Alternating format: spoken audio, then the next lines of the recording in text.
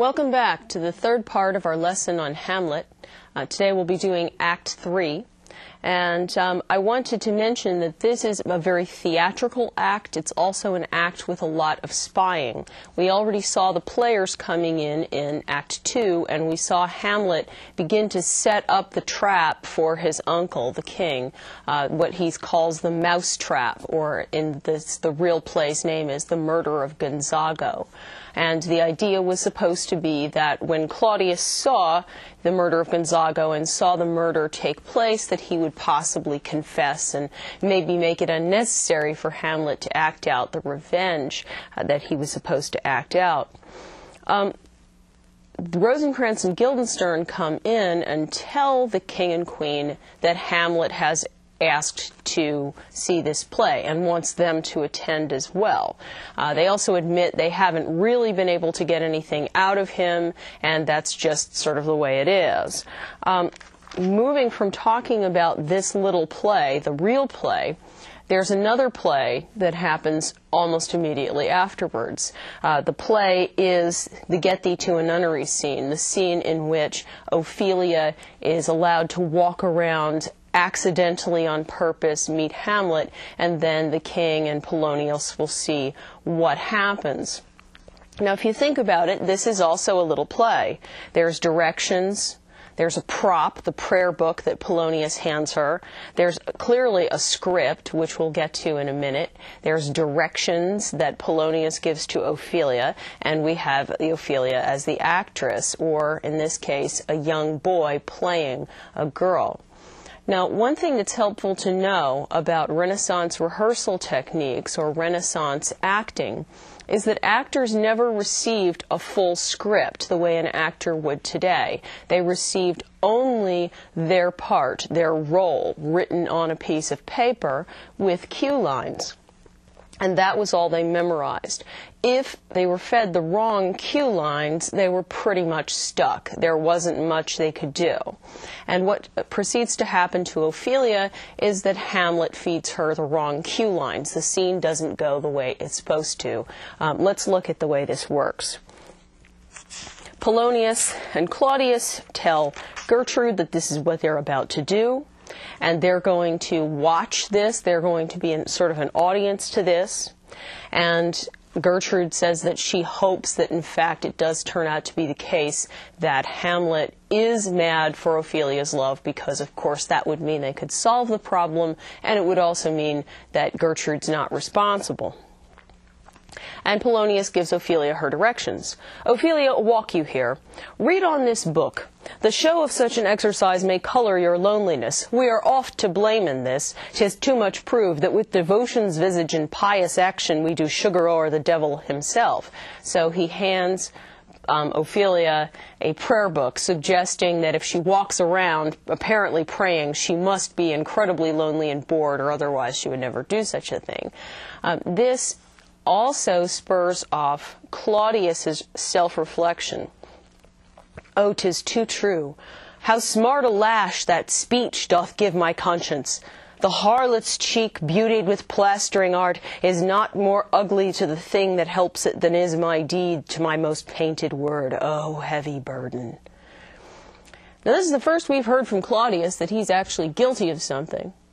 And unlike Hamlet, who has been letting us in on every single thing that he thinks, maybe almost too much, Claudius really hasn't given us any kind of an indication of what his mental process is or what his emotions are. It's significant, I think, that we get to know that Claudius really is guilty before Hamlet truly knows. It's important for us to know that. Polonius and Claudius hide themselves behind the arras. I mentioned that Polonius seems to have a thing about hiding behind arrases. An arras is a curtain or a tapestry. And such a curtain or a tapestry would have hung in the Globe Theatre in the alcove between the two back doors. This structure becomes very useful to Hamlet for the two scenes in which actors have to hide behind the arras. Polonius and Claudius leave, and Hamlet comes in with what is almost certainly the most famous soliloquy from this play, and probably from Shakespeare itself, the to be or not to be speech. And Hamlet reflects on whether it's better to continue alive or whether it's better to kill oneself and avoid the problem. It seems to be that if you do kill yourself, you can actually control your own destiny, which he hasn't been able to do very much. But the problem is that you can never tell what you really don't know what's going to happen after death. To die, to sleep, perchance to dream, aye, there's the rub. For in that sleep of death what dreams may come when we have shuffled off this mortal coil must give us pause. There's the respect that makes calamity of so long life. For who would bear the whips and scorns of time, the oppressor's wrong, the proud man's contumely, the pangs of despised love, the law's delay, the insolence of office, and the spurns that patient merit of the unworthy takes, when he himself might his quietus make with a bare bodkin? All of those things that Hamlet just mentioned, the oppressor's wrong, the proud man's contumely, the pangs of despised love, those are all things that would be catalysts to a terrible attack of melancholy, and therefore impulsions towards suicide. And the real problem is, as he says, you don't know what's coming after death. But that the dread of something after death, the undiscovered country from whose bourne no traveller returns, puzzles the will, and makes us rather bear those ills we have than fly to others that we know not of. Now that's a very extraordinary thing for somebody to say who has actually just seen the ghost of his father speaking rather extensively about what happened to him after his death. It only makes sense if you think that Hamlet isn't at all sure that that is a ghost and can't really rely on that as a report. Now, Ophelia comes in and starts up her little play. He sees Ophelia, and at this point he just thinks she's there, she's praying. Nymph, in thy orisons be all my sins remembered. Good my lord, how does your honour for this many a day? I humbly thank you. Well, well, well. My lord, I have remembrances of yours that I have long and longed to redeliver. I pray you now receive them. So this is her giving back the letters and various different gifts, the CDs or their Renaissance equivalent, all those things that he's given during the course of their relationship. The one thing that she's not expecting is to say that I didn't give you anything. No, not I. I never gave you aught. My honoured lord, you know right well you did, and with them words of so sweet breath composed as made these things more rich. Their perfume lost, take these again, for to the noble mind rich gifts wax poor when givers prove unkind. There, my lord. Now, Ophelia is not the kind of person who says, for to the noble mind, rich gifts wax poor when givers prove unkind. Usually in a Renaissance play, when you get that little couplet, it's very often an indication that the scene is over. It's a little formal close. And also, rich gifts wax poor when givers prove unkind. That's the kind of proverb that Polonius would come out with. And Hamlet hears this, and probably this is where he figures out that this is a setup, that Ophelia herself cannot be saying anything like this. Ha! Are you honest, my lord? Are you fair? What means your lordship? That if you be honest and fair, your honesty should admit no discourse to your beauty.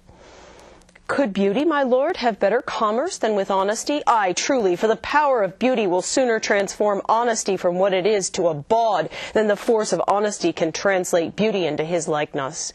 This was sometimes a paradox, but the time gives it proof. I did love you once. Indeed, my lord, you made me believe so. You should not have believed me. For virtue cannot so inoculate our old stock, but we shall relish of it. I loved you not. I was the more deceived. Now, at this point, it isn't the way Ophelia was expecting the scene to go. And also, Hamlet seems to be, at this point, moving into a different kind of agenda. Working out. This next set of speeches are very misogynistic, which is to say they're very anti-woman. And they make more sense if you think about it in terms of him working out his hostility towards his mother on poor Ophelia, who just happens to wander into the middle of this.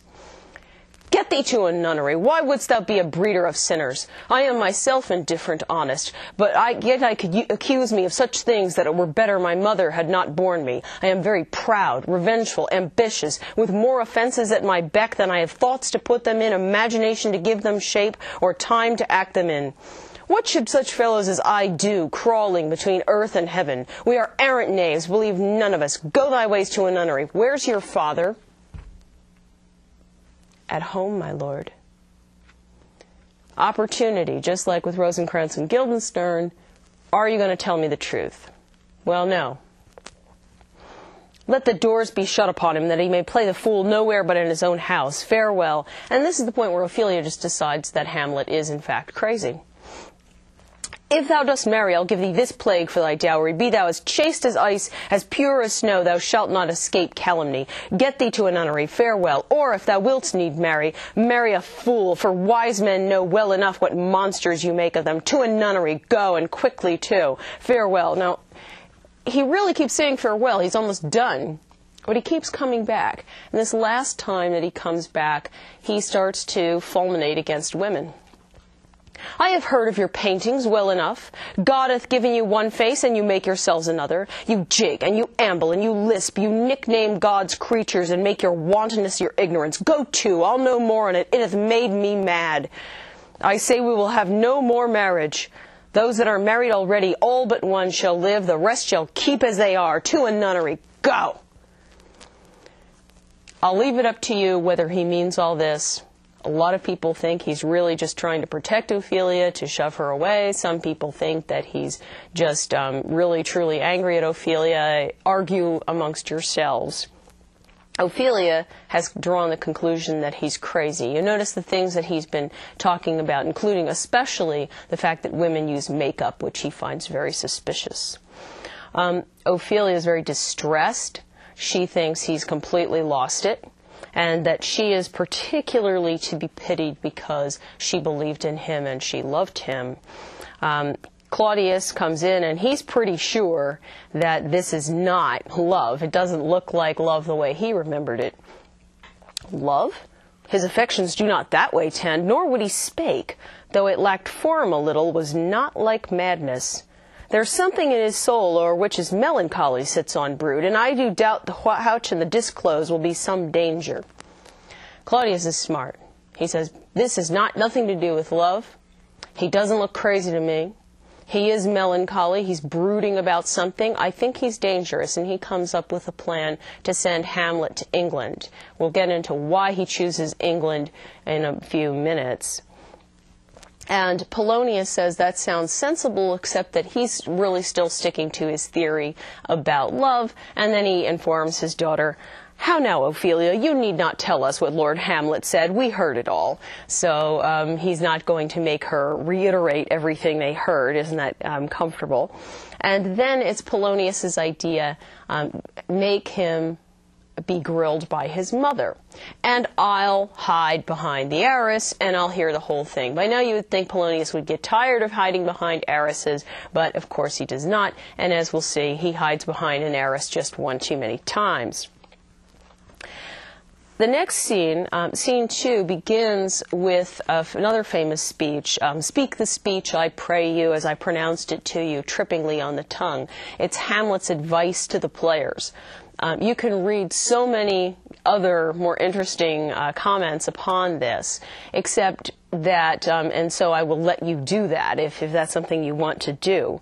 But one thing I'd like to call your attention to is that if this is Richard Burbage talking about the way that actors should behave, maybe it's a bit of suggestion of how a good Renaissance actor would act. On the other hand, maybe it's just Hamlet as a patron interfering too much with these actors who are standing around thinking, okay, let's get on with it. I know my job. Hamlet says that he doesn't like to see overacting and shouting and screaming, that it out-Herods Herod. And the reason he says it out-Herods Herod, he's making a reference to the old religious plays. One of the most popular characters in that play was King Herod. They did Christmas plays, but unlike modern Christmas plays, the most popular scene was the Massacre of the Innocents, if you can imagine that. And King Herod is supposed to be playing as though he's crazy. He runs around with a sword, screaming and yelling. We actually have a stage direction that says, he rageth up and down. So Herod would be a real chewing the scenery kind of role, and Hamlet says, you know that? Don't be like that. And he also suggests, don't let your clowns get carried away. Don't let your clowns talk, say things that are out of the script. That may be a reference to an actor who had recently left the company. We've never been able to absolutely determine that. Hamlet pulls aside Horatio. Remember, I talked about Hamlet testing everybody to see who he can trust. And he has decided that he can trust Horatio, and that the reason he can trust Horatio is because he's got nothing to do. He's not ambitious. He's not interested in pushing his own way. He's not, when bad things happen to him or good things happen to him, they pretty much hit him all the same way. Blessed are those whose blood and judgment are so well co-mettled that they are not a pipe for fortune's finger to sound what stop she please. Now, it's interesting, Rosencrantz and Guildenstern are associated with both fortune and also sounding stops on a recorder. We'll hear that. So he is not like Rosencrantz and Guildenstern. Give me that man that is not passion's slave, and I will wear him in my heart's core, aye, in my heart of heart, as I do thee. So he can be trusted because he's not passion's slave. And then he says, I want you to watch my uncle. I told you the whole thing about the murderer. I want you to watch my uncle. I want you to watch his face. Partly, Horatio's unbiased. He's not passion's slave. And also, maybe, Hamlet's going to be busy watching somebody else. Now, remember that Hamlet said to the players that he was going to have them insert some dozen or 16 lines. And the big question is, what dozen or 16 lines is he talking about? We'll get to that in a moment. Hamlet does more of his antic disposition. He starts joking with Polonius. He actually asks Polonius if he's ever acted a role. My lord, you played once in the university, you say. That did I, my lord, and was accounted a good actor. What did you enact? I did enact Julius Caesar. I was killed in the Capitol. Brutus killed me. It was a brute part of him to kill so capital a calf there. That's an in-joke. Julius Caesar had been done about 1 or 2 years previously. And this is almost certainly Richard Burbage, who played Hamlet, almost certainly would have played the role of Brutus. The actor who plays Polonius probably played Julius Caesar. And so this is the actor playing Polonius saying, I played Julius Caesar and Brutus killed me. And the actor who played Brutus is saying, too bad, what a shame. And of course, in about 5 minutes, the same thing is going to happen. Burbage is going to kill this guy, probably John Shanks. So this is one of those things that was left in there for the original audience, and it's just fun to notice things like that. Hamlet also uses some of this opportunity to underline that he's crazy. He indulges in a lot of loud, inappropriate sexual talk to Ophelia. Lady, shall I lie on your lap? No, my lord. I mean my head upon your lap. Aye, my lord. Do you think I meant country matters? Aye, my lord. That's a fair thought to lie between maids' legs. What is it, my lord? Nothing. You are merry, my lord. Who, I? I, my lord. Now, inside this is a lot of jokes about female genitalia, to be quite blunt. Do you think I meant country matters? And also, that's a fair thought to lie between maid's legs. Nothing. Zero. Oh, that's again a reference to female genitalia. This is very different if Hamlet's saying this to her quietly, or if he's saying this very loudly in front of the entire court who are there to see the play. That's a very shocking thing to actually do. And he also it doesn't take him very long to segue between this thought of inappropriate sex and how disgusting it is and two thoughts of his mother yet again. There are two shows in The Murder of Gonzago. There is a dumb show, and then there is the actual play. The dumb show briefly enacts the king and the queen embracing, the murderer coming in, pouring poison in the king's ears, and then the queen embracing the murderer. One of the questions is, why doesn't Claudius react to that? Of course, it's the same kind of murder that we saw. And there could be a number of different reasons. Sometimes it's staged as though he's speaking to somebody else, but also it could well be that it's the words that make the difference. It could also be that Hamlet provides a commentary later on. When the player king and the player queen enter, there's a lot of extensive discussion of how long they've been married. They say specifically that they've been married for 30 years. That may be a reference to Gertrude and Hamlet Sr. And the player queen talks a great deal about how she's not interested in remarrying if the king should die. In second husband, let me be accursed. None wed the second, but who killed the first. The instances that second marriage move are base respects of thrift, but none of love. A second time I kill my husband dead, when second husband kisses me in bed. And this is the bit that Hamlet keeps adding all kinds of little sort of side comments to. That's wormwood, and if she should break it now. My suggestion is this is the dozen or 16 lines that Hamlet's inserted.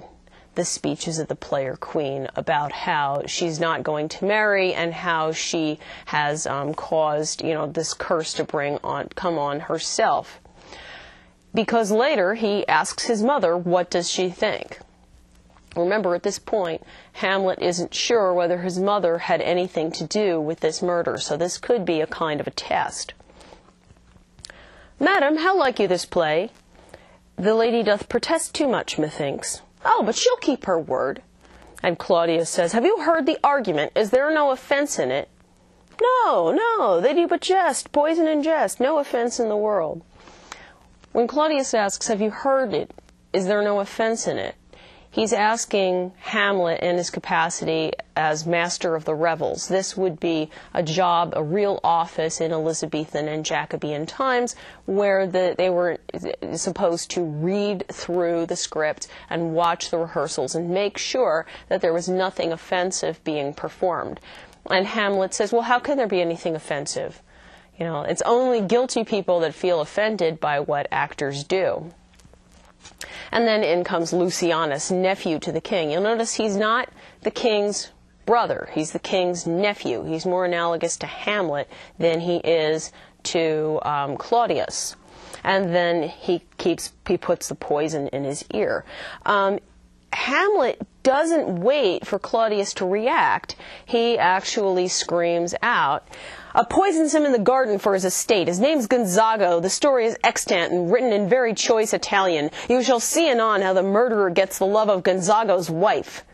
The king rises. What, frighted with false fire? How fares my lord? Give o'er the play, barks Polonius. Cut it, he says. Give me some light. Away. Now, is Claudius reacting to the play, or is he reacting to Hamlet's narration of the play? It's hard to say. We never really know whether the play would have had its desired effect because Hamlet has underlined it so strongly. Hamlet's so thrilled with himself that he thinks that he deserves a part in a share in a company of players, and he thinks he could do very well, and then the players come in and they have these recorders. Rosencrantz and Guildenstern tell him he needs to go and speak to his mother. Hamlet answers them ambiguously. And then he says to Guildenstern, "Can you play upon this pipe?" Now, a recorder is very simple. Some of you may have actually played with one in your grade school music classes. It's very easy to make a little tune come through. And Guildenstern says, "I can't do it." "Will you play upon this pipe?" "My lord, I cannot." "I pray you, believe me, I cannot." "I do beseech you." "I know no touch of it, my lord." "It is as easy as lying." "Govern these ventages with your fingers and thumbs, give it breath with your mouth, and it will discourse. Most eloquent music. Look you, these are the stops. But these cannot I command to any utterance of harmony. I have not the skill." "Why, look you now, how unworthy a thing you make of me. You would play upon me, you would seem to know my stops, you would pluck out the heart of my mystery, you would sound me from my lowest note to the top of my compass, and there is much music, excellent voice in this little organ, and yet cannot you make it speak. Splud! Do you think I am easier to be played upon than a pipe?" So Hamlet's trying to use this as a way of saying, if you can't even play this little recorder, this little pipe, how dare you try to play on me? How dare you try to manipulate me? At this point, Rosencrantz and Guildenstern should probably buy a ticket for faraway lands and leave no forwarding address, but they're not bright enough to do this. He does agree to go see his mother, and he has to remind himself not to let the soul of Nero enter his bosom. "I will speak daggers to her, but use none." In other words, reminding himself, don't kill Mom, don't kill Mom. He's very upset about this. Polonius says he'll hide behind the arras again. And again, this is a mistake.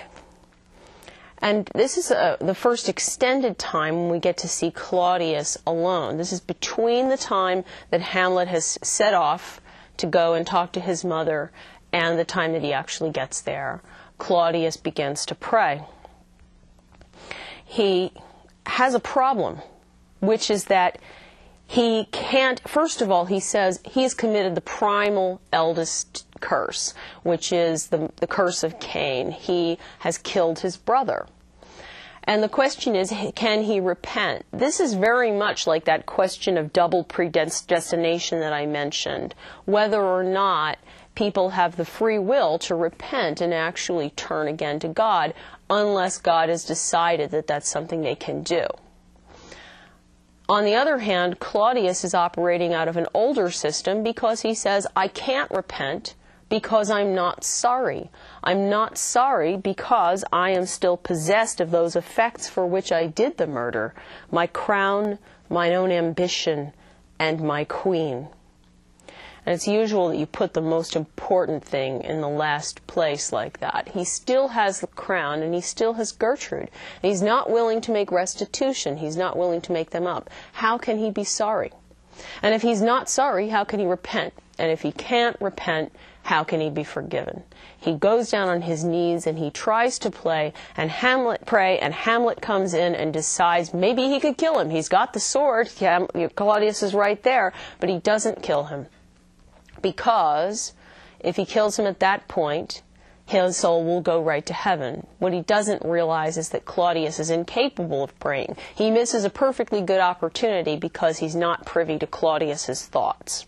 And so that's one of the ironies of these things. It just, of course, he could kill him now, but it would be a much shorter play, which some people might say is a good thing. In the closet scene, which is the scene where Hamlet meets with his mother, Polonius says that he'll be here, he'll be behind the arras, and Hamlet starts to interrogate his mother. Now, mother, what's the matter? Hamlet, thou hast thy father much offended. Mother, you have my father much offended. Come, come, you answer with an idle tongue. Go, go, you question with a wicked tongue. Why, how now, Hamlet? What's the matter now? Have you forgotten me? No, by the rood, not so. You are the queen, your husband, brother's wife, and would it were not so, you are my mother. Nay then, I'll set you those two that can speak. Come, come, and sit you down. You shall not budge. You go not till I set you up a glass where you may see the inmost part of you.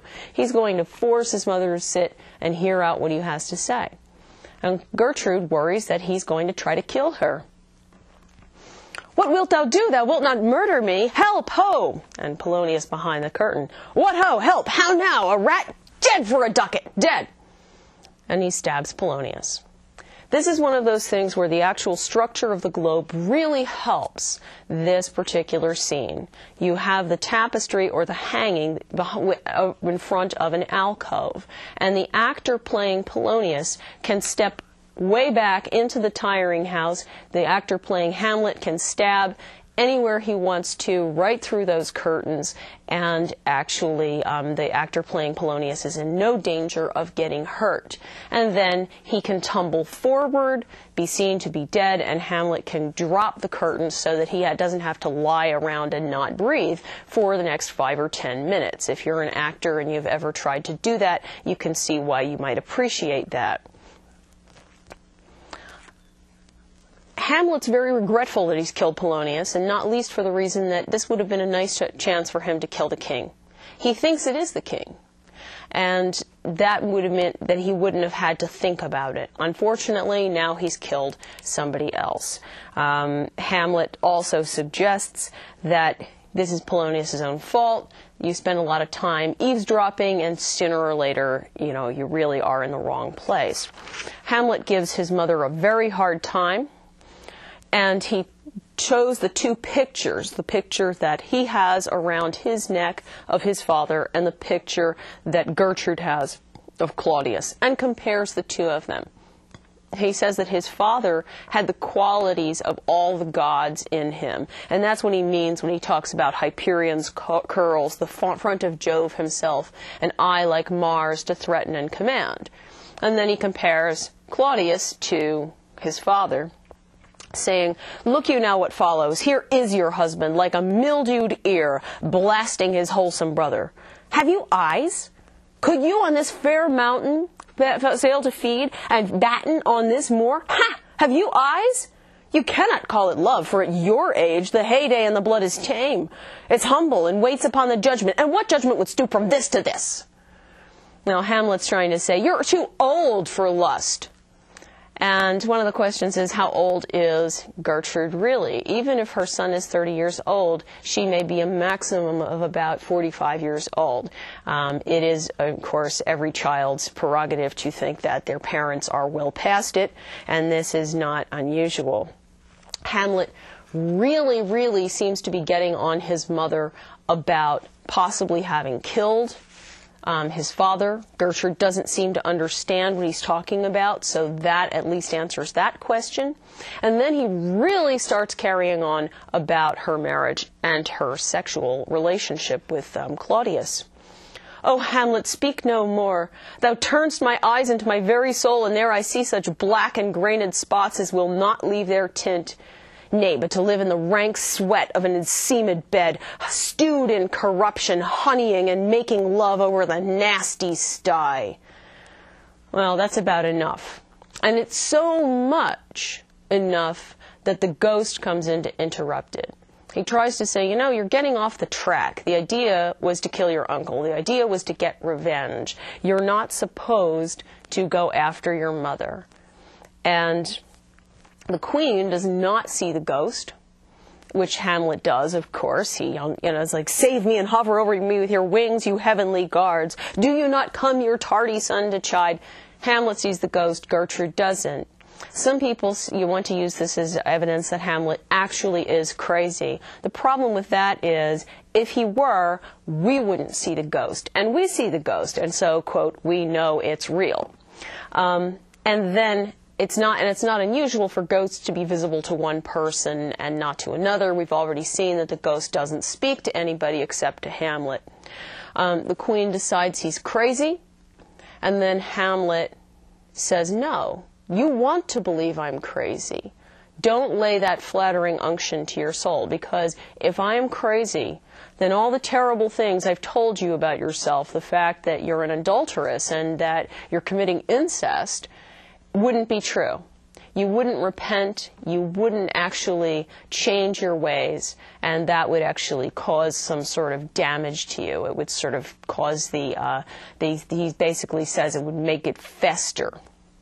And the queen, who seems to really love Claudius, has now been stuck in an unconscionable position. She has to choose between the two of them. O Hamlet, thou hast cleft my heart in twain. O throw away the worser part of it, and live the purer with the other half. So she has to choose. And then he says, don't sleep with my uncle anymore. And what I specifically want you not to do is tell my uncle that I am not crazy. If you tell him I'm not crazy, then I'm really doomed. Hamlet tells his mother, it's my job. I can't help it. Heaven has made me their scourge and minister. And Hamlet says, please don't give me away. And Gertrude says that she will not. Be thou assured, if words be made of breath, and breath of life, I have no life to breathe, what thou hast said to me. And he mentions that he has to go to England. Rosencrantz and Guildenstern are going to go with him. He knows this is dangerous. He doesn't know the specifics about why. He drags Polonius off making some jokes in this sort of black humor sort of way. This man shall set me packing. I'll lug the guts into the neighbor room. Mother, good night indeed. This counsellor is now most still, most secret, and most grave, who was in life a foolish prating knave. Come, sir, to draw towards an end with you. Good night, mother. So Hamlet goes off in an almost sort of a joke as he drags Polonius off. Gertrude now has to make a choice. And we will see in the next act and next week what that choice is going to be. Now, next week we'll be finishing Hamlet. I'd like you to check the rest of the links on the site, which include several screenings of the closet scene for you to be able to compare how they're done. Your paper is due at the beginning of next week. Please email me if you have any questions. And also, as we're reading Hamlet, you may wish to pick out the scene that you're going to stage at the end for your final project using scenario. This is a good time to do that. Until next week, this is Professor Melissa Aaron, enjoying the rest of Hamlet.